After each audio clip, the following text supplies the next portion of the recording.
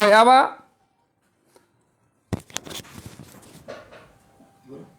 अपना स्वयं का धर्म पालन करें।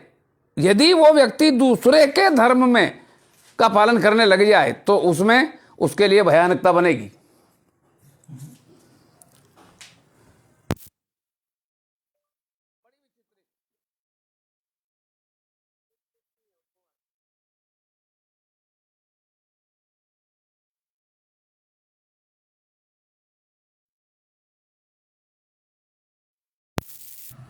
बोलो।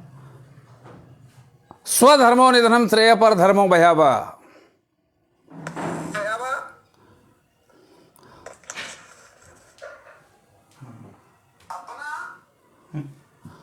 आइए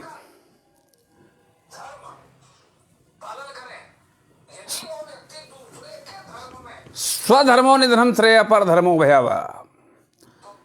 अपना क्या और यदि हमारा स्वभाव, हमारा स्थान, हमारी योग्यता, ये सब निर्णय करता है कि हमारा धर्म किसके प्रति क्या है। एक पति का धर्म पत्नी के प्रति, पुत्र का धर्म पिता माता के प्रति, माता पिता का धर्म अपने संतान के प्रति, पड़ोसी का पड़ोसी के प्रति, व्यक्ति का समाज के प्रति, व्यक्ति का समाज के प्रति, और उससे भी ऊपर उठ के राष्ट्र के प्रति हमारा क्या धर्म है। उन धर्मों का पालन करते हुए जीवन जिए तो ये तो अभ्युदय निश्रेय सिद्धि, तब निश्रेय की सिद्धि तब जाकर के होती है, उसके पहले संभव नहीं। इन कर्मों का निर्णय करना पड़ेगा। मूल धर्म में 10 नियम हैं, सबके लिए बराबर लागू है। 4 नियम जो हैं वो सबके लिए बराबर लागू है, लेकिन अपना अपना निर्णय करना पड़ेगा। वर्णाश्रम धर्म में ब्राह्मण क्षत्रिय वैश्य शूद्र 4 वर्ण हैं। ब्रह्मचर्य, गृहस्थ, वानप्रस्थ, सन्यास, इन सब पर सब कुछ लागू नहीं होता, सबका अपना अपना अलग अलग नियम है। ब्राह्मण अपने स्वभाव में जिए, क्षत्रिय अपने क्षत्रियत्व के स्वभाव में जिए, वैश्य अपने स्वभाव में जिए, शूद्र अपने स्वभाव में जिए। चारों का अपनी अपनी जगह सम्मान है। ब्राह्मण के श्रीमद् भगवत गीता में 9 गुण की व्याख्या आई है ब्राह्मण के, और उसके स्वभाव में वो 9 गुण हैं तो ब्राह्मण, और अगर ये नहीं है तो पर धर्मो भयावा। अगर अपना स्वभाव छोड़ के दूसरे के स्वभाव से उसका स्वभाव मेल खाएगा तो उसके लिए वो भयानक। जनकपुरी में चलिए, जिस समय धनुष भंग हो गया, माता जानकी ने वरमाला डाल दी राम जी के गले में, और बाकी राजा युद्ध करने के लिए तैयार होने की तैयारी में, युद्ध करो, सीता जी को जानकी को छीन लो, जनक अब अगर सहायता करे तो जनक को भी मारो। और उसी समय भृगुनंदन भगवान, जमदग्नि नंदन भगवान परशुराम का आगमन हुआ, और जैसे ही आए जो जो लड़ने के लिए तैयार थे सब छिपने लग गए और अपने बाप सहित अपना नाम बताने लगे। जनक ने जानकी जी को उनके चरणों में प्रणाम करवाया, अखंड सौभाग्यवती का उन्होंने उसको वरदान भी दिया, आशीर्वाद दिया। राम लक्ष्मण को विश्वामित्र ने जब चरणों में वंदन करवाया तो नजर जब टिकी तो टिकी रह गई, ऐसी सुंदरता कभी देखी न सुनी। लेकिन जब जनक से पूछा कि हे जनक, ये भीड़ क्यों आज जनकपुरी में? कहा भगवान मेरी प्रतिज्ञा पूरी हो गई, मैंने प्रतिज्ञा ली थी कि जो धनुष आप रख के गए थे उसकी प्रत्यंचा जो चढ़ा दे उसको मैं अपनी जानकी ब्याह दूंगा, और आज वो प्रतिज्ञा पूरी। जब धनुष की बात आई, शिव धनुष की, तो वो अपने गुरु का धनुष, अपने भगवान भोलेनाथ का धनुष याद आया, 2 खंड में टूटा नीचे पड़ा है, और परशुराम जी को क्रोध आया, और उस क्रोध का प्रत्युत्तर लक्ष्मण जी ने दिया है। तो परशुराम के लिए संवाद भयानक बना कि नहीं बना? एक छोटे से बच्चे ने उनके साथ मुजोरी की, करना चाहिए नहीं थी। एक इतने बड़े संत के साथ एक क्षत्रिय बालक को इस तरीके की बातें नहीं करना चाहिए थी।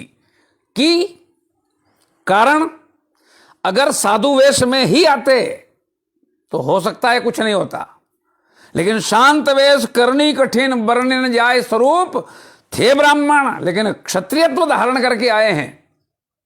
परिणाम परशुराम जी के लिए भी ठीक ठाक नहीं रहा।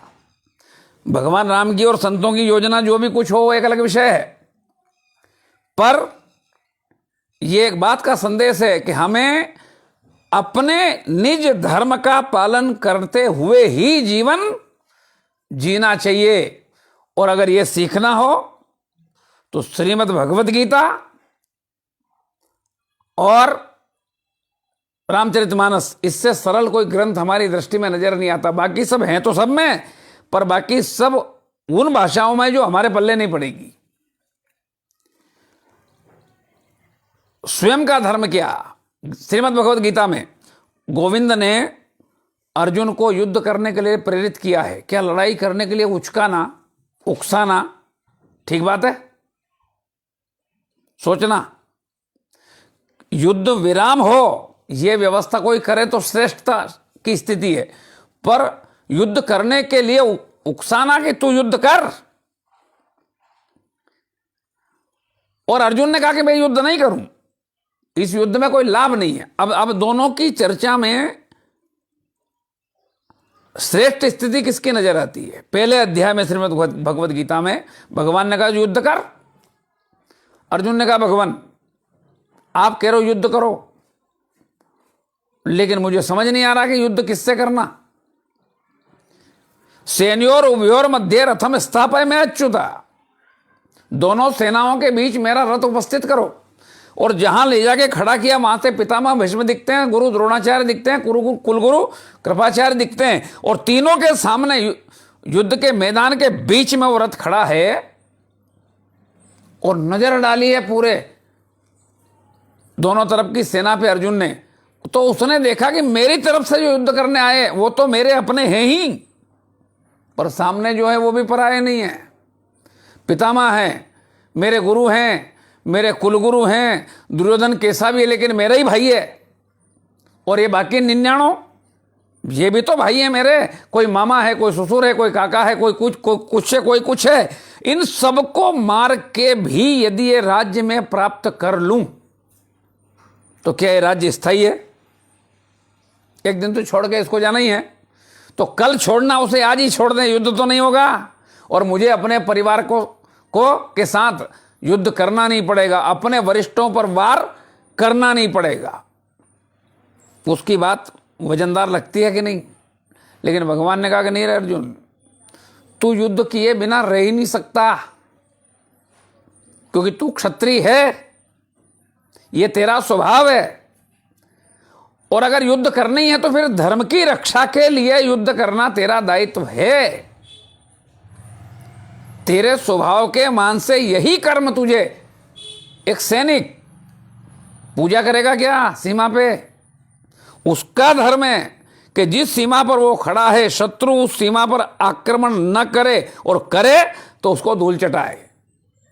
यही उसका धर्म है, इसी से उसको निश्रेयस की सिद्धि मिलेगी। ये तो अभ्युदय निश्रेयस सिद्धि सधर्म।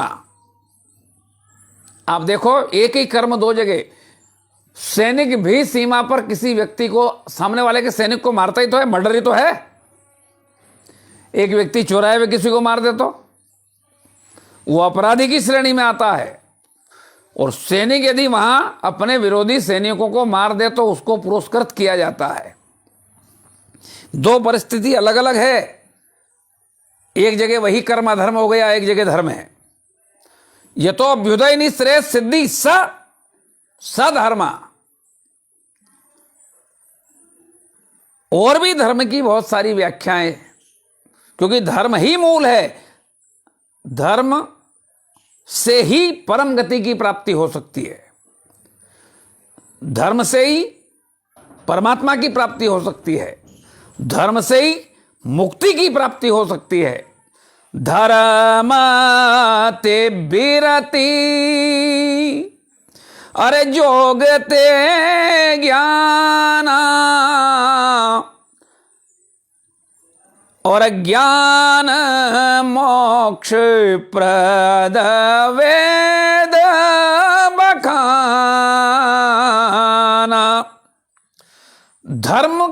पालन से ही विषयों से वैराग्य संभव है। धर्म के पालन से वैराग्य संभव है, क्योंकि धर्म के पालन करने में उन सिद्धांतों का पालन करना पड़ेगा। सिद्धांत का त्याग नहीं हो सकता, और सिद्धांतों के त्याग में विषयों से धीरे धीरे धीरे धीरे हमारी दूरी बनेगी। और जब विषयों से विरक्ति होगी तो योग होगा। योग माने जोड़, विरक्ति होगी तो योग होगा। क्योंकि जब तक विषय के फंदे में हम हैं, विकार हमारा पीछा नहीं छोड़ेंगे, और विकार पीछा नहीं छोड़ेंगे तो मेरे परमात्मा कहते हैं, निर्मल मन जन सो मोहि पावा, मोहि कपट छल छिद्र न भावा। तब तक योग नहीं हो सकता, और योग के बिना ज्ञान प्रकट नहीं होता। और ऋते ज्ञाना न मुक्ति, ये वेद कहता है कि ज्ञान से रिक्त की मुक्ति नहीं होती। ज्ञान से वैसे कोई रिक्त है ही नहीं, लेकिन जैसे अंगारा राख के ढेर के भीतर पड़ा है तो आग दिखती नहीं। तो ज्ञान तो सब में दिया है परमात्मा ने, क्योंकि ज्ञानम नराणाम अधिको विशेषो ज्ञाने हीना पशुभित समाना। अगर मानव है तो उसके भीतर ज्ञान तो है ही, लेकिन अज्ञान की परत के नीचे, उस राख के नीचे दबा हुआ है। कोई ऐसा झपट्टा जीवन में आवे कि अज्ञान हटे तो ज्ञान का प्रकाश, और यही काम गुरु करता है। वही ज्ञान हमें मुक्ति की प्राप्ति कराता है, या परमात्मा की प्राप्ति कराता है, या भक्ति की प्राप्ति कराता है। मुक्ति के लिए भी ज्ञान आवश्यक है, ज्ञान के लिए योग आवश्यक है, योग के लिए विरक्ति जरूरी है, और विरक्ति के लिए जीवन में धर्म जरूरी है। एक प्रसंग आता है श्रीमद् भागवत में कि कर्दम देवहूति का जब विवाह हो गया तो एक शर्त रखी थी उन्होंने कि भगवान, मनु जी से कहा कि महाराज एक बात ध्यान से सुनो, मैं आपकी पुत्री ग्रहण तो कर लूंगा, पर संतान होने के बाद मैं गृहस्थ छोड़ दूंगा। और कथा यह आती है कि 9 कन्याएं उत्पन्न हुई, और 9 कन्याएं जब हो गई तब कर्दम ने कहा अपनी पत्नी से, देवहूति से, कि हे देवी, मैंने जो शर्त रखी थी पूरी हो गई, संतान हो गई, अब मैं गृहस्थ छोड़ करके फिर कहीं मन में एकांत में जाकर के भजन करूंगा। देवहूति कहती कि महाराज आपका भजन सफल नहीं होगा। क्यों? क्योंकि अगर आप गृहस्थ में हैं, आपकी संतान है, तो इन संतानों की जवाबदारी का निर्वाह करना आपका कर्तव्य है। और कोई अपने कर्तव्य से विमुख होकर के अगर केवल भजन भी करता है तो भगवान उसकी भक्ति को स्वीकार नहीं करता। न्याय एक बात नक्की होती है कि कर्तव्य का पालन ही धर्म है। हमारा जिसके प्रति जो कर्तव्य है, इसकी सरल से सरलतम परिभाषा यही, हम अगर नौकरी में हैं तो जिस बात की हम तनख्वाह लेते हैं उस काम को हम ईमानदारी के साथ पूरा करें, यही धर्म है। अगर घर के मुखिया हैं तो सारे परिवार के लोगों की बिना किसी भेदभाव के उनके जीवन का संचालन हम करें, यही धर्म है। अगर पति पत्नी की पत्नी है तो वो अपने पति के प्रति पूर्ण समर्पित रहे, यही उसका धर्म है। पति हैं तो अपने पति के प्रति जो दायित्व उसका निर्वाह करे, ये धर्म है। हम पड़ोसी हैं तो पड़ोसी के प्रति जो हमारा दायित्व बनता है, हमारा कर्तव्य बनता है, उसका निर्वाह करें, यह धर्म है। समाज में रहते हैं तो हमारा समाज के प्रति भी कोई कर्तव्य है, उसका ईमानदारी से निर्वाह करें, यह धर्म है। और जिस जगह रहते हैं, जिस देश में रहते हैं, जिस राष्ट्र में रहते हैं, उस राष्ट्र के प्रति हमारा जो कर्तव्य है उसका भी ईमानदारी से निर्वहन करें, यह धर्म है। और अगर कर्तव्य से विमुख होकर हम भगवान के मंदिर में जाके बैठ भी जाएं, खूब खूब संकीर्तन भी करें, तो क्या वो संकीर्तन, वो भजन हमारा भगवान स्वीकार करेगा? और अगर कर्तव्य का पालन नहीं किया तो धर्म का पालन नहीं हुआ, धर्म का पालन नहीं हुआ तो विरक्ति हो नहीं सकती विषयों से, विरक्ति नहीं होगी, योग नहीं होगा, योग नहीं होगा तो ज्ञान का प्राकट्य नहीं होगा और मुक्ति दरी की दरी रह जाएगी। कर्तव्य का पालन, हम जिस वर्ण में हैं उस वर्ण के धर्म का पालन करना हमारी ड्यूटी। गीता में हमारा कर्तव्य क्या है, बस अर्जुन को माध्यम बना करके मेरे गोविंद ने यही एकमात्र उपदेश दिया है कि तेरा दायित्व क्या है, तेरी ड्यूटी क्या है, तुझे क्या करना है, और जो तुझे करना है वही कर, दूसरों की देखा देखी नहीं। एक संत अगर एकांत में बैठ करके साधना करता है, एक गृहस्थ आदमी भी परिवार को छोड़ के अगर शुरू हो जाएगा तो उसके परिवार की स्थिति क्या बनेगी, जिसकी जवाबदारी उसके ऊपर है। तो अपने धर्म का त्याग करके पर धर्मो भयावा, पराये धर्म में चला गया। करदम से यही बात देवहूति ने कही कि महाराज यदि ऐसा ही करना था तो फिर गृहस्थ में आना ही नहीं था, और आए हो तो पहले इसका पूरा पालन, और ये कर्तव्य निर्वाह करने के बाद फिर आप, और इसीलिए हमारे ऋषियों ने जो 4 आश्रम बनाए हैं, सबसे पहला ब्रह्मचर्य, यानी बचपन में वो आचरण हमारे जीवन में आ जाए जिससे ब्रह्म की प्राप्ति हो। लोगों ने ब्रह्मचर्य का केवल एक ही मतलब बना रखा है, ब्रह्म वो चर्या जिससे ब्रह्म की प्राप्ति हो, वो जीवन में लागू हो जाए। और अगर बचपन में ये बीज बो गया तो जीवन भर फिर वो वृक्ष पल्लवित होगा कि नहीं होगा, फिर वो जवानी में बहक नहीं सकता। इसलिए सबसे पहले ब्रह्मचर्य। और हमारे यहां तो कथाओं में बहुत सारी बातें आती हैं कि कई राजाओं ने अपने अपने पुत्रों को बचपन में कहा कि पहले तप करो फिर गृहस्थ में प्रवेश करो, क्योंकि पहला आश्रम ब्रह्मचर्य, दूसरा गृहस्थ। तो गृहस्थ में गृहस्थ के धर्म का पालन करते हुए जियो, जीवन के 4 भाग हैं। और तीसरा सीधा सन्यासी नहीं है, सीधा घर छोड़ के भागने वाला काम ही नहीं है। वानप्रस्थ माने रहो घर में ही, पर एक सन्यासी की तरह घर में किसी भी प्रकार की कोई अपनी टांग लगाने की जरूरत, कैसे घर चल रहा है, कैसे कमाई हो रही है, कैसे व्यवस्था हो रही है, इससे हमारा कोई लेना देना नहीं। हमने अपनी जवाबदारी अपने पीछे जो जो थे उनको सौंपी और हम अपने भजन में लग गए, रहेंगे घर में ही।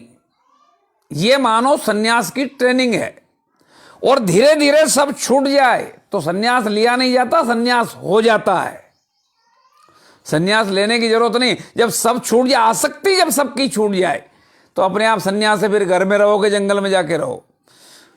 इसलिए इन 4 आश्रमों की व्यवस्था ये क्रम से जीवन को चलाने की व्यवस्था है कि जो तेरा जिस समय में कर्तव्य है उसका पालन करते हुए आगे बढ़ते चलो। यही धर्म है। धर्म कर्म के विज्ञान का नाम ही धर्म है। धर्म की बहुत चर्चा हुई, हमने भी बहुत कर ली। जब से शुरू किया हम धर्म की बात कर रहे हैं, लेकिन आज इस चर्चा का उपसंहार करके अगले रविवार को अगली चर्चा करेंगे। तो मेरा निवेदन है कि मैं भी अपने कर्तव्य का पालन करूं, आप भी जहां हो, जिस जगह हो, जिस स्वभाव में हो, उस कर्तव्य का पालन करते हुए जीवन में धर्म को, अपने कर्म में धर्म को स्थान देते हुए इस जीवन को जी करके परम लक्ष्य की प्राप्ति करेंगे। क्योंकि बिना धर्म के तो मुक्ति नहीं है, बिना धर्म के भक्ति नहीं है, बिना धर्म के उद्धार नहीं है, बिना धर्म के श्रेय की सिद्धि और परम श्रेय की प्राप्ति बिना धर्म के नहीं मिल सकती। परम श्रेय तो दुनिया में अनेक बातों के मिल जाते, लेकिन परम श्रेय माने जीव को परम लक्ष्य की प्राप्ति कब मिलेगी? जब जीवन में हमारे धर्म होगा। धर्म माने अपने कर्तव्य का पालन होगा, जिसके प्रति जो हमारा दायित्व है उसका हम ईमानदारी से निर्वाह करें। यह अगर होगा तो हमें निःश्रेयस की सिद्धि जरूर में। यतो अभ्युदय निःश्रेयस सिद्धि सधर्म। शूर्पणखा ने गलत करने की सोची, नाक कटी। विधवा होते हुए भी राम को वरण करना चाहा, नाक कटी। जो नहीं करना चाहिए था अगर करोगे, हमारे कर्म यदि गड़बड़ होंगे तो सारी व्यवस्था गड़बड़ होगी। कर्म का निर्णय ही धर्म है। हमें क्या करना, क्या नहीं करना, ये वेदशास्त्र सदाचार्य स्वस्य प्रेमात्मना एतत् चतुर्वेदा प्राहु साक्षात धर्म से लक्षणम। जैसा अर्जुन ने पूछा कि हे भगवान, हे माधव, हे मुरारी, हे कृष्ण, शिष्यस्तेयम शादिमाम त्वाम प्रपन्न। मैं शरणागत होकर के तेरी शरण में आया हूं, मुझे क्या करना चाहिए ये बता। अगर हमको कहीं रास्ता नहीं मिल रहा हो तो ऐसा कोई गुरु मिले, ऐसा कोई जानकार मिले जो वेद का, शास्त्र का ज्ञाता हो, उससे पूछो कि दोराई पे आके मैं खड़ा हो गया और अब मुझे कौन सा कर्म करने योग्य है, कौन सा कर्म करने योग्य नहीं है, और उसका जो निर्णय आता है वो करो। यही धर्म है। धर्मते बिरति जोगते ज्ञाना ज्ञान मोक्ष प्रद वेद बखाना। और भी धर्म की बहुत सारी बात। धर्म दूसर सत्य समाना। सत्य का पालन ही धर्म है। आगम निगम पुराण बखाना। जो वेद विदित धर्म है हम उसका पालन करें। जो वेदों ने हमारा कर्तव्य निश्चित किया है हम उसका पालन करें। आज वर्तमान स्थिति में एक दूसरे के धर्म का अतिक्रमण बहुत हो रहा है, देख लो। और इसीलिए विरोधाभास है, इसीलिए झगड़े हैं, इसीलिए विवाद है, इसीलिए फसाद है। क्योंकि आज वर्ण व्यवस्था चकनाचूर स्थिति में लाने की स्थिति में है लोग। लेकिन परमात्मा ने जिसको जिसके लिए नियुक्त किया है वो अपने उस दायरे में रह करके जिए तो कोई। आज लोग कहते हैं बेरोजगारी बहुत बढ़ गई। मेरी दृष्टि में बेरोजगारी है ही नहीं। यदि अपने पैतृक व्यवसाय को सब लोग अपना लें तो कोई फुर्सत में है। ब्राह्मण अपना ब्राह्मण का कर्म करे, किसान अपनी खेती करे, नापित अपने वंश परंपरा का कर्म करे, मिस्त्री अपनी वंश परंपरा का कर्म करे। अपने आप रोजगार, पैतृक रोजगार सबके पास मौजूद है। लेकिन उसने अपना छोड़ा, दूसरे का अपनाया, दूसरे ने उसका छोड़ा, तीसरे का अपनाया, तीसरे ने। और यह जब खिचड़ी हुई तो आज लोगों के पास रोजगार तो है पर नहीं है। क्योंकि हमने अपने स्वाभाविक कर्म छोड़े और इसीलिए सब परेशान हैं। यतो अभ्युदय निःश्रेयस सिद्धि सा धर्म। अपने निज कर्तव्य का पालन करते हुए जीवन को हम जिए तो ही हमारा उद्धार है, तो ही हमें श्रेय की प्राप्ति होगी। इन्हीं शब्दों के साथ मैं अपनी वाणी को विराम दूं। उसके पहले एक बात कहूं कि अगली बार में कोई एक नया विषय फिर से छेड़ेंगे और हो सके तो रामचरितमानस के सुंदरकांड की बात अगले रविवार से चालू करेंगे। धन्यवाद। जय श्री राम।